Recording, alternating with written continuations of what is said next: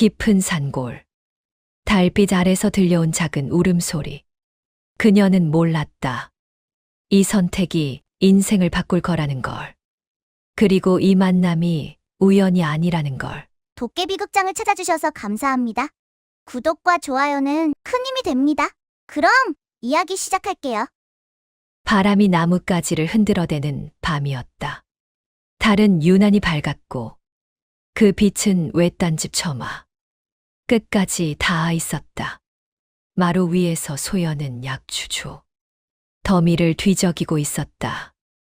말린 도라지, 감초, 당귀 하나하나 손질하고 묶는 일은 지루했지만 이것이 그녀가 세상과 연결될 유일한 끈이었다. 부모님이 돌아가신 지 3년. 소연은 이제 스스로를 돌보는 일에 익숙해졌다. 아침에 일어나 우물물을 깃고, 낮에는 약초를 손질하고, 저녁에는 장작불을 피워 밥을 짓는다. 그렇게 하루가 가고, 또 하루가 왔다. 누군가와 대화를 나눈 게 언제였는지도 기억나지 않았다. 그런데 그날 밤, 무언가 달랐다. 바람 소리에 섞여 아주 미세한 울음소리가 들려왔다. 처음엔 짐승의 소리인 줄 알았다. 하지만 귀를 기울일수록 그 소리는 분명 사람의 것이었다. 아니, 사람보다 더 작고 연약한 존재의 울음이었다. 소연은 등불을 들고 밖으로 나섰다. 바람이 거세게 불어와 불빛이 흔들렸다. 산길은 어두웠고 돌부리에 발이 걸렸지만 그녀는 멈추지 않았다. 울음소리는 점점 가까워졌다. 바위 틈 사이 젖은 보자기가 보였다. 소연은 무릎을 꿇고 천천히 보자기를 펼쳤다. 그 안에는 갓난아기가 떨고 있었다. 창백한 얼굴, 파르르 떨리는 작은 손. 아기는 울다 지쳤는지 가느다란 숨만 내쉬고 있었다. 보자기 옆에는 접힌 종이 한 장이 놓여 있었다. 소연은 떨리는 손으로 그것을 집어들었다. 글씨는 흐릿했지만 간신히 읽을 수 있었다. 이 아이를 지켜주세요. 제가 할 수 없습니다. 그게 전부였다. 이름도 이유도 당부도 없었다. 다만 절박함만이 글씨 사이사이에 배어 있었다. 소연은 한참을 그 자리에 서 있었다. 아기를 안아야 할지 아니면 누군가를 불러야 할지 알 수 없었다. 그녀의 삶은 이미 버거웠다. 자신조차 제대로 돌보지 못하는 형편에 아기까지 떠안는다는 것. 미친 짓이었다 하지만 아기의 숨소리는 점점 약해지고 있었다. 그 작은 가슴이 가까스로 오르내리는 모습을 보자 소연의 가슴 한쪽이 무너져 내렸다. 달빛이 두 사람을 비추고 있었다. 세상은 고요했고 바람만이 그들 주위를 맴돌았다. 소연은 아직 몰랐다. 이 밤의 선택이 자신의 운명을 송두리째 바꿀 거라는 사실을. 이 작은 생명이 언젠가 자신을 구원할 거라는 사실을. 그리고 이 만남이 단순한 우연이 아니라 누군가의 절박한 계획이었다는 사실을. 과연 이 아이는 누구일까? 왜 이곳에 버려진 걸까? 소연은 뒤돌아섰다. 발걸음을 옮겼다. 집으로 돌아가야 한다고 스스로에게 말했다. 이건 자신의 일이 아니라고. 누군가 다른 사람이 해결해야 할 문제라고 되뇌었다. 하지만 몇 걸음도 채 가지 못했다. 뒤에서 들려오는 소리가 점점 작아졌다. 아기의 숨소리가 끊어질 듯 가늘어지고 있었다. 소연의 발이 멈췄다. 심장이 빠르게 뛰기 시작했다. 소연은 다시 돌아섰다. 아기에게 달려가 품에 안았다. 차가운 몸, 창백한 입술 이대로 두면 이 아이는 새벽을 보지 못할 것이었다. 집으로 돌아온 소연은 서둘러 장작을 쌓았다. 불을 지피고 물을 끓이고 깨끗한 천을 찾아 아기를 닦아냈다. 젖은 보자기를 벗기자 아기의 몸에서 희미한 열기가 느껴졌다. 아직 살아 있었다. 젖은 옷을 벗기던 중 소연의 손이 멈췄다. 아기의 목에 작은 부적이 걸려 있었다. 낡고 빛바랜 천에 쌓여 있었지만 안을 들여다보니 정교한 금실로 수놓인 문양이 보였다. 이런 걸 차고 있다니 보통 집안 아이가 아닌가. 소연은 부적을 자세히 살폈다. 복잡한 문양이었지만 무슨 의미인지는 알 수 없었다. 혹시 이걸로 부모를 찾을 수 있을까? 하지만 아기는 지금 당장 돌봄이 필요했다. 소연은 부적을 조심스럽게 다시 아기 목에 걸어주었다. 나중에 생각하자. 일단 이 아이부터 살려야 해. 밤새 소연은 잠을 이루지 못했다. 아기의 숨소리를 확인하고 또 확인했다. 조밥을 곱게 풀어 아기의 입에 조금씩 떠먹였다. 처음엔 삼키지 못하던 아기가 점차 입을 움직이기 시작했다. 새벽이 밝아올 무렵 아기가 처음으로 눈을 떴다. 또렷한 눈동자가 소연을 바라보았다. 그 순간 소연의 가슴 한쪽이 따뜻해졌다. 그래, 내가 오고 싶어서 온 거겠지. 소연은 아기에게 이름을 붙이기로 했다. 한참을 고민하다가 문득 어머니가 해주셨던 말이 떠올랐다. 사람은 바른 길 위에 서 있을 때 가장 아름답다. 바른 길 위에 나타난 아이. 도현, 너의 이름이야. 아기는 여전히 소연을 바라보고 있었다. 마치 이 이름을 이해한다는 듯 작은 손을 움직였다. 그날 이후 소연의 삶은 완전히 달라졌다. 더 이상 혼자가 아니었다. 밤마다 울음소리에 잠을 깨고 낮에는 아기를 엎고 약초를 손질했다. 힘들었지만 이상하게도 외롭지 않았다. 마을 사람들은 수군거렸다. 혼자 사는 처녀가 아기를 키운다니 말이 되느냐고 하지만 소연은 신경 쓰지 않았다. 이 아이는 이미 자신의 일부가 되어 있었다. 밤이 깊어갈 무로 소연은 도현을 바라보며 생각했다. 이 아이의 부모는 어디 있을까? 왜 이 아이를 버릴 수밖에 없었을까? 그리고 언젠가 그들이 다시 나타날까? 하지만 그런 걱정은 잠시뿐이었다. 지금 이 순간 이 아이에게 필요한 건 따뜻한 품과 끼니 그리고 사랑이었다. 소연은 그것을 줄 수 있었다. 창밖으로 달빛이 스며들었다. 그날 밤과 똑같은 달빛 하지만 이제 소연은 혼자가 아니었다. 도현의 과거는 언젠가 소연 앞에 나타날까? 그리고 그때 소연은 어떤 선택을 하게 될까? 계절이 몇 번 바뀌었다. 도현은 빠르게 자랐다. 다른 아이들보다 말이 빠르고 걸음마도 일찍 뗐다 하지만 무엇보다 놀라운 건 아이의 눈빛이었다. 도현의 눈은 또렷했다. 마치 모든 걸 꿰뚫어 보는 듯한 눈빛. 소연은 가끔 그 눈을 마주할 때마다 묘한 기분이 들었다. 이 아이가 정말 4살짜리가 맞나 싶을 때가 많았다. 어느 날 장터에 가기 전 아침이었다. 소연이 약초 바구니를 정리하고 있는데 도현이 말했다. 오늘 장에 23명 올 거예요. 소연은 웃으며 고개를 쓰다듬었다. 그래? 내가 어떻게 알아? 그냥 알아요. 그리고 비 올 거예요. 오후에. 소연은 대수롭지 않게 넘겼다. 아이들은 원래 상상력이 풍부하니까. 하지만 장터에 도착했을 때 정확히 23명의 손님이 왔다. 그리고 오후 갑자기 소나기가 쏟아졌다. 처음엔 우연이라고 생각했다. 하지만 그런 일이 반복되었다. 도현은 누가 올지, 무슨 일이 생길지 미리 알았다. 마치 모든 것을 내다보는 것처럼 장터 사람들도 점차 눈치채기 시작했다.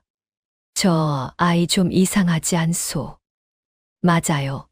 지난번에도 상단이 온다고 미리 말했는데 정말 왔잖아요. 혹시 무당의 핏줄이라도 되는 건가? 소연은 겉으로는 웃어 넘겼지만 속으로는 불안했다. 사람들의 시선이 날카로워지고 있었다. 이 작은 마을에서 이상한 아이로 낙인 찍히는 건 위험한 일이었다. 밤마다 소연은 잠든 도현을 바라보며 생각에 잠겼다. 이 아이는 대체 누구일까? 평범한 아이가 아닌 건 분명했다. 그렇다면 이 아이를 버린 사람들은 이 사실을 알고 있었던 걸까? 어느 날 밤, 도현이 잠꼬대를 했다. 어머니, 찾지 마세요. 소연의 가슴이 철렁 내려앉았다. 아이는 무엇을 기억하는 걸까? 아니면 무언가를 꿈꾸는 걸까? 다음 날 아침, 도현은 언제 그랬냐는 듯 밝게 웃으며 일어났다 하지만 소연은 알 수 있었다. 이 아이 안에는 비밀이 있다는 것을, 그리고 그 비밀은 언젠가 드러날 것이라는 것을. 장터에서 돌아오는 길, 한 노인이 소연을 불렀다. 그 아이 조심하시게. 특별한 아이는 특별한 운명을 타고나는 법이지. 소연은 아무 말도 하지 못했다. 노인의 말이 머릿속에서 맴돌았다. 집에 돌아와서도 소연은 불안을 떨칠 수 없었다. 도현은 여전히 밝게 웃고 있었지만 그 웃음 뒤에 무언가 감춰진 것 같았다. 도현의 능력은 대체 어디서 온 걸까? 그리고 이 아이의 진짜 정체는 무엇일까? 봄이 깊어갈 무렵, 마을에 낯선 이가 나타났다. 유랑 훈장 윤서였다. 그는 각지를 돌아다니며 아이들을 가르치고 때로는 점을 봐주기도 했다. 윤서가 소연의 집 앞을 지나가다 도현을 보았다. 아이는 마당에서 돌멩이로 글자를 쓰고 있었다. 단순한 낙서가 아니었다. 정확한 획, 균형 잡힌 구조. 누가 봐도 제대로 된 글자였다. 이 아이, 누가 가르쳤소? 소연은 당황했다. 아무도요, 그냥 저절로 알아요. 윤서의 눈빛이 날카로워졌다. 그는 마당에 앉아 도현에게 물었다. 하늘 천 땅 지를 아느냐? 알아요. 천지현황, 우주홍화, 천자문을. 누가 가르쳐 주었느냐? 아무도요. 그냥 머릿속에 있어요. 윤서는 놀라움을 감추지 못했다. 그는 더 어려운 문제를 냈다 하지만 도현은 한 번도 망설이지 않았다. 마치 모든 답을 이미 알고 있는 것처럼. 해가 저물 무렵 윤서는 소연을 불렀다. 이 아이는 평범한 아이가 아닙니다. 소연의 심장이 빠르게 뛰었다. 무슨 말씀이세요? 이 아이는 천재입니다. 아니, 천재를 넘어선 존재일지도 모릅니다. 하지만 윤서는 말을 멈췄다. 그의 표정이 어두워졌다. 하지만 뭔가요? 이런 능력을 가진 아이는 위험합니다. 세상이 가만두지 않을 겁니다. 소연은 온몸이 얼어붙는 것 같았다. 윤서의 말은 그녀가 가장 두려워하던 것이었다. 제가 이 아이를 보호할 수 있을까요? 윤서는 한참 동안 침묵했다. 그리고 천천히 고개를 끄덕였다. 지금은 할 수 있을 겁니다. 하지만 이 아이가 자라면 세상이 알아차릴 겁니다. 그날 밤 윤서는 떠났다 하지만 떠나기 전 소연에게 작은 책 한 권을 건넸다. 이 아이에게 보통 교육을 시키십시오. 너무 특별해 보이면 안 됩니다. 소연은 책을 받아들었다. 두꺼운 한문책이었다. 혼자 남은 소연은 잠든 도현을 바라보았다. 이 작은 아이가 세상을 뒤흔들 존재라니 믿기지 않았지만 동시에 두려웠다. 창밖으로 별빛이 쏟아졌다. 그 빛 속에서 소연은 결심했다. 어떤 일이 있어도 이 아이를 지키겠다고. 윤서는 무엇을 더 알고 있는 걸까? 그리고 도현의 미래에는 어떤 운명이 기다리고 있을까? 계절이 바뀌고 또 바뀌었다. 도현은 7살이 되었고 소연의 약초 장사는 점점 어려워졌다. 큰 상단이 마을에 들어왔다. 한성에서 온 거대한 약재상이었다. 그들은 값싼 약재를 대량으로 들여와 팔기 시작했다. 소연의 손님들은 하나둘 그곳으로 발길을 돌렸다. 장부를 펼칠 때마다 적자만 늘어났다. 밀린 집세, 떨어진 양식. 소연은 밤마다 한숨을 쉬었다. 이러다 정말 굶겠네. 도현은 그런 어머니를 지켜보았다. 아이는 아무 말도 하지 않았지만 모든 걸 이해하고 있었다. 어느 날 밤, 도현이 조심스럽게 입을 열었다. 엄마, 사람들. 요즘 배탈이 많아요. 소연은 고개를 들었다. 응? 내가 어떻게 알아? 장터에서 봤어요. 다들 배를 움켜쥐고 있었어요. 찬 음식을 많이 먹었어. 그런 것 같아요. 소연은 생각에 잠겼다. 요즘 날씨가 더워서 사람들이 찬 음식을 많이 찾긴 했다. 그래서 생각했어요. 달콤한 차를 팔면 어떨까요? 따뜻하고 속을 편하게 해주는 차요. 소연은 반신반의했다. 하지만 다른 방법도 없었다. 그녀는 대추, 생강, 꿀을 준비했다. 정성껏 달여서 작은 병에 담았다. 다음 날 장터에서 소연은 차를 팔기 시작했다. 처음엔 아무도 관심을 보이지 않았다. 하지만 한 사람이 맛을 보더니 눈이 휘둥그레졌다. 어라, 이거 마시니까 속이 편하네요. 그 말이 퍼지자 사람들이 하나둘 모여들었다. 차는 순식간에 동이 났다. 내일도 가져오시오. 저도 한 병 더 주시오. 소연은 믿을 수 없었다. 하루아침에 장사가 다시 살아났다. 집으로 돌아오는 길, 소연은 도현을 바라보았다. 너 도대체 어떻게 한 거야? 도현은 그저 웃기만 했다. 하지만 그 눈빛 속에는 뭔가 깊은 것이 숨어 있었다. 그날 밤, 소연은 장부를 다시 펼쳤다. 흑자였다. 오랜만에 보는 흑자. 눈물이 날 것 같았다. 하지만 동시에 불안함도 밀려왔다. 도현은 점점 더 많은 것을 알아가고 있었다. 이 아이의 능력은 대체 어디까지인 걸까? 달이 떠올랐다. 소연은 도현을 끌어안았다. 이 아이가 자신에게 온 건 축복일까? 아니면 시련의 시작일까? 도현의 감각은 계속 발전하고 있다. 그렇다면 언젠가 이 아이는 자신의 진짜 정체를 깨닫게 될까? 자, 장사는 날이 갈수록 번창했다. 소연의 손길을 거친 차는 입소문을 타고 인근 마을까지 퍼져나갔다. 사람들은 먼 길을 마다 않고 찾아왔다. 이 집 차를 마시면 몸이 가벼워져요. 배탈도 금방 낫고 기운도 나요. 소연은 매일 아침 일찍 일어나 차를 달였다.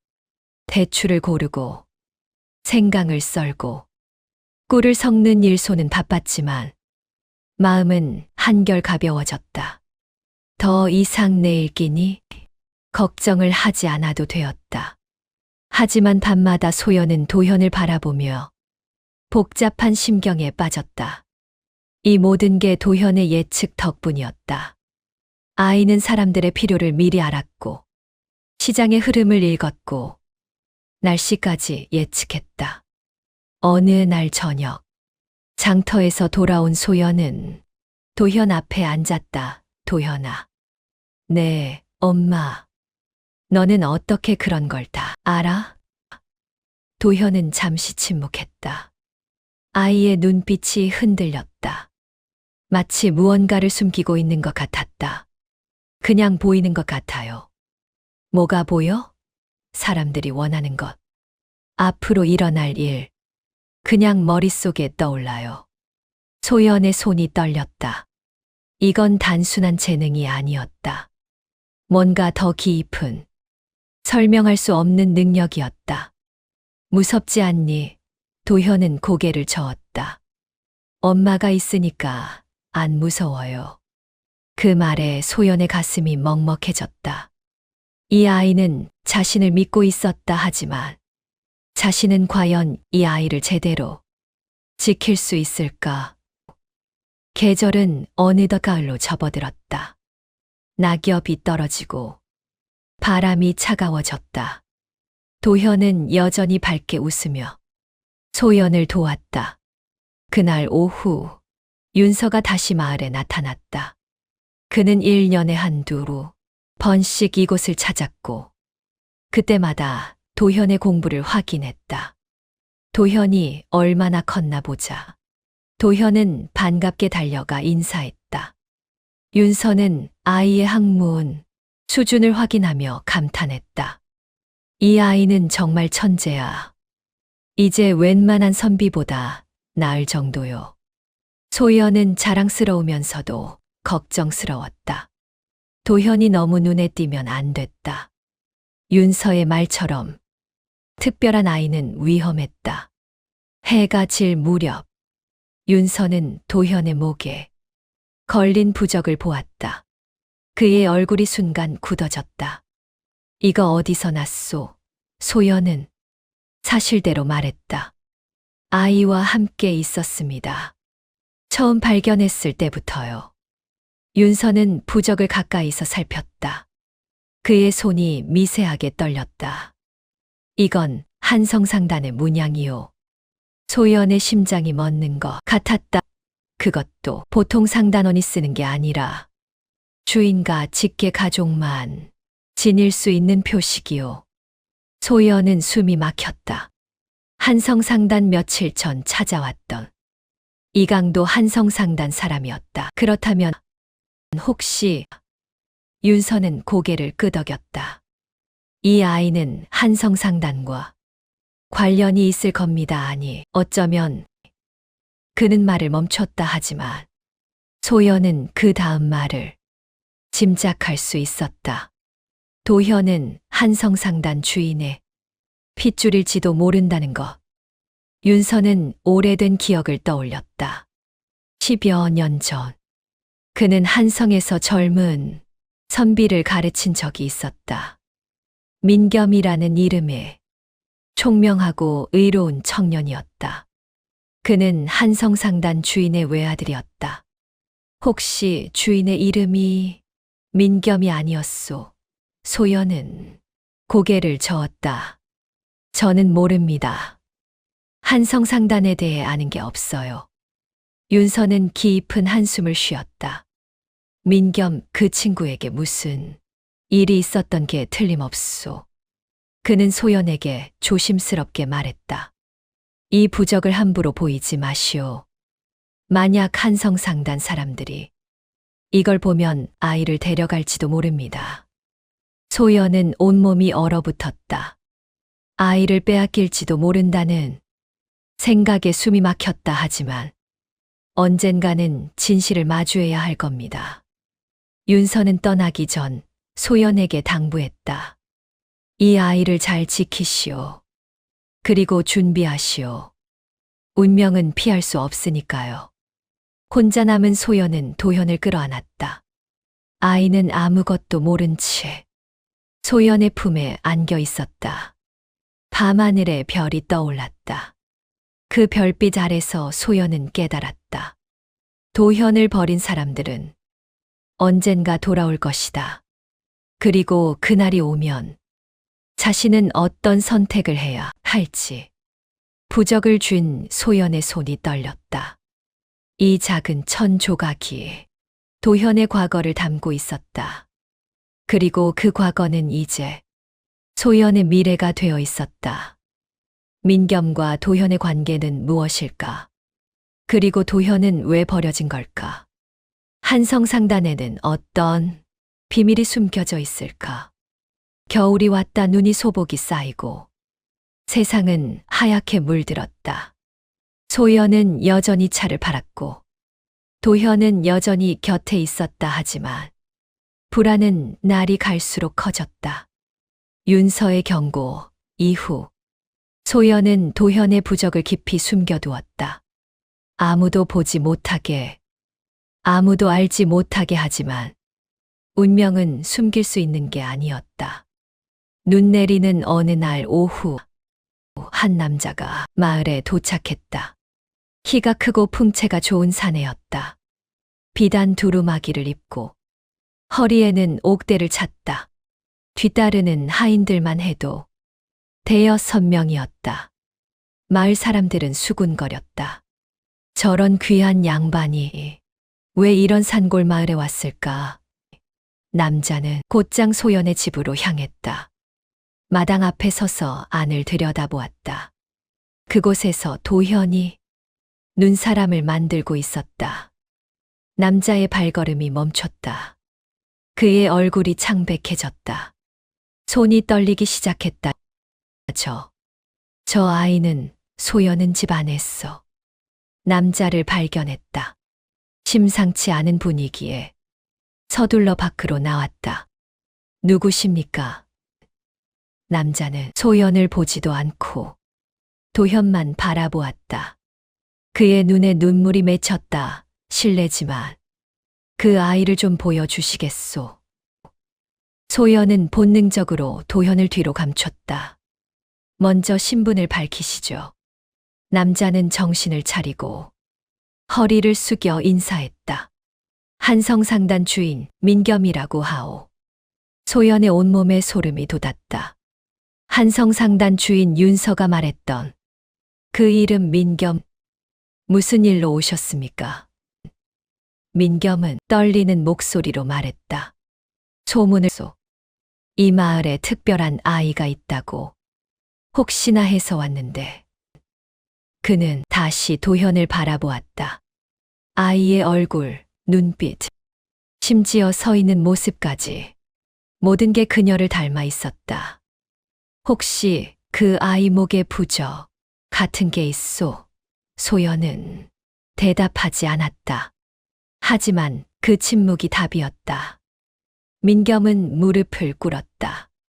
눈물이 뺨을 타고 흘러내렸다. 가연의 아이로구나. 소연은 그 이름을 처음 들었다. 가연 도현의 어머니 이름이었다. 민겸은 떨리는 손으로 얼굴을 감쌌다.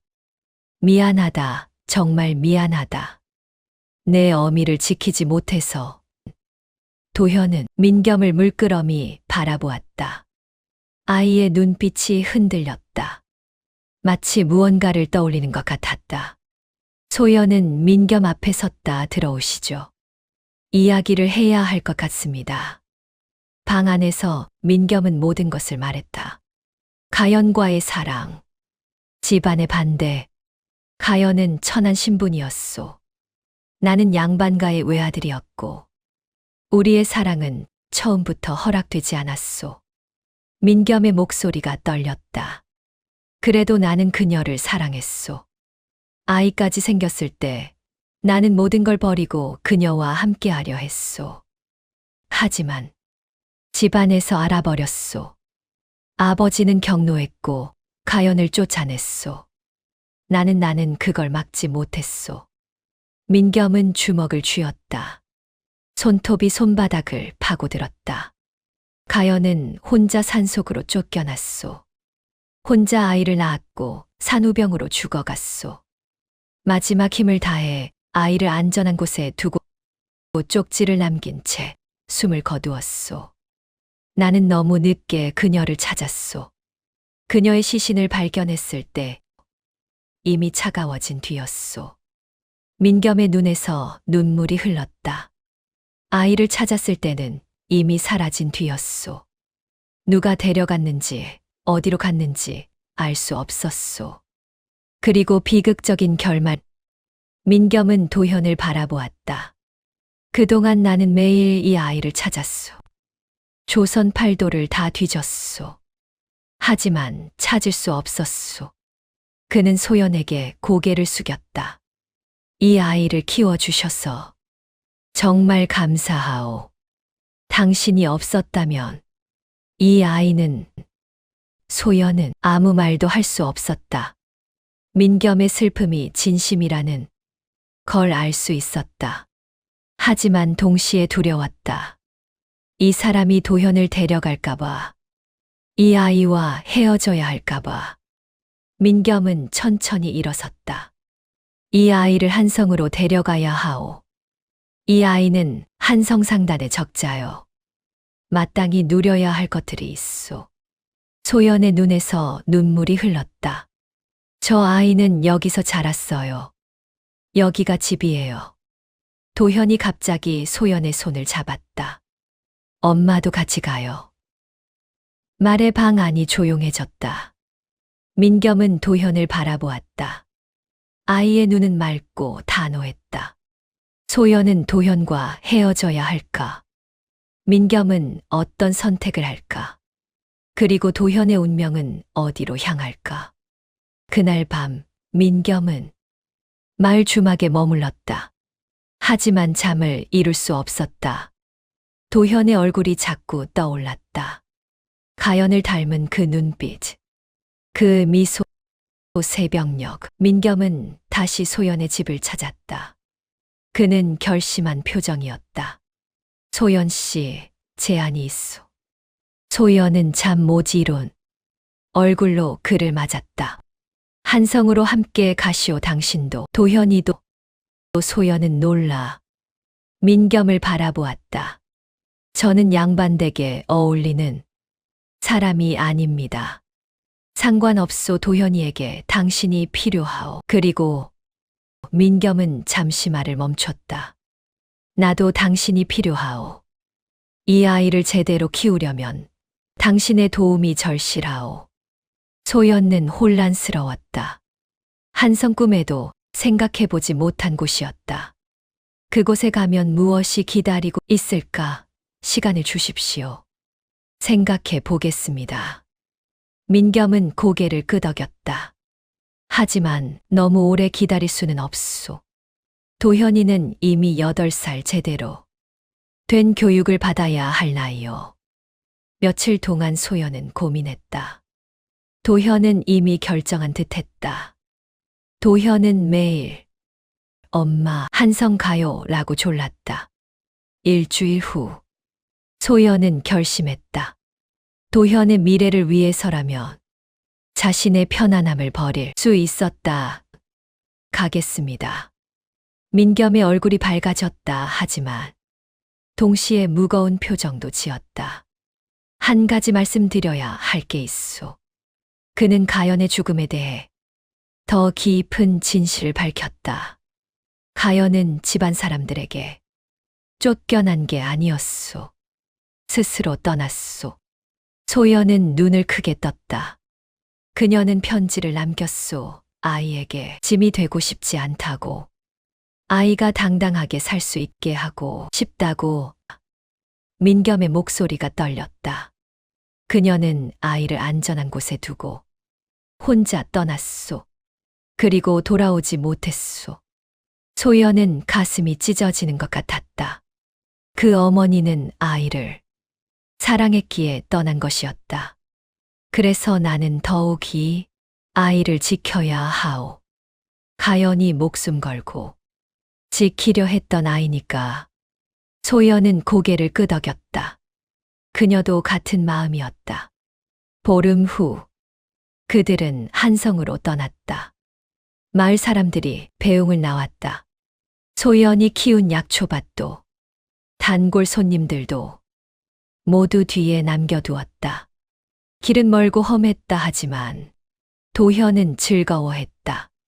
아이는 처음 보는 세상에 눈을 반짝였다. 엄마, 저기 봐요. 큰 다리예요. 저 산은 진짜 높네요.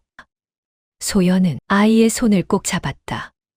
이 선택이 옳은 건지 아직 확신할 수 없었다. 하지만 도현이 행복하다면 그것만으로 충분했다. 한성에 도착했을 때 소연은 숨이 막혔다. 거대한 성벽, 빼곡한 기와집들, 북적이는 사람들, 모든 게 낯설고 압도적이었다. 민겸의 저택은 상상을 초월했다. 넓은 마당, 화려한 누각, 수십 명의 하인들. 소연은 자신이 이곳에 어울리지 않는다는 걸 절감했다 하지만 민겸은 소연을 정중하게 대했다. 당신은 이 집의 귀한 손님이요. 도현이의 어머니이자 나의 은인이요. 그날 밤 민겸은 혼자 서재에 앉아 있었다. 가연의 초상화를 꺼내 바라보았다. 가연아, 우리 아이를 찾았다. 이제 내가 원하던 대로 키울게 당당하게 행복하게. 눈물이 초상화 위로 떨어졌다. 소연도 잠을 이루지 못했다. 낯선 방, 낯선 침구 하지만 옆에서 자는 도현을 보니 마음이 놓였다. 잘 자. 도현아, 엄마가 옆에 있을게. 창밖으로 한성의 밤하늘이 보였다. 별은 여전히 빛나고 있었다. 어디서 보든 별은 같은 별이었다. 한성에서 그들을 기다리는 건 무엇일까? 소연과 민겸은 어떤 관계로 발전할까? 그리고 도현은 진짜 자신의 운명을 찾을 수 있을까? 세월은 빠르게 흘렀다. 도현은 한성에서 최고의 스승들에게 배웠다. 천자문, 사서삼경, 역사, 시문 모든 것을 흡수했다. 15살이 되었을 때 도현은 이미 소과에 합격했다. 18살에는 대과에 급제했다. 최연수 급제자 중 한 명이 되었다. 민겸은 자랑스러워했다. 가연아, 우리 아들이 해냈다. 내가 보고 싶어 했던 모습이야. 소연도 뿌듯했다. 산골에서 준 그 작은 아이가 이제 나라의 관리가 되었다. 하지만 도현은 달랐다. 급제 발표가 나던 날, 도현은 곧장 어디론가 향했다. 어디 가니? 민겸이 물었지만 도현은 웃기만 했다. 사흘 후, 도현은 돌아왔다. 그리고 소연을 찾았다. 엄마, 제가 모시러 왔습니다. 소연은 눈물을 흘렸다. 도현은 산골 마을에 다녀온 것이었다. 그곳에 낡은 집을 수리하고 작은 서당을 지었다. 엄마가 그곳을 그리워하시는 거 알아요. 이제 거기서 편히 사세요. 제가 자주 찾아뵐게요. 소연은 도현을 끌어안았다. 너는 정말 효자구나. 민겸도 감동했다. 나도 함께 가겠다. 이제 상단 일은 부하들에게 맡기고 여생을 편히 보내고 싶다. 석 달 후, 세 사람은 산골 마을로 돌아왔다. 도현은 서당에서 아이들을 가르치기 시작했다. 한성에서 배운 것들을 아이들에게 전했다. 소연은 약초밭을 일구며 여유를 찾았다. 서당 마당에서는 아이들의 웃음소리가 들렸다. 세 사람의 삶은 완성되었다. 슬픔과 아픔을 넘어 사랑과 용서로, 그리고 그 사랑은 다시 마을로, 세상으로 퍼져나갔다.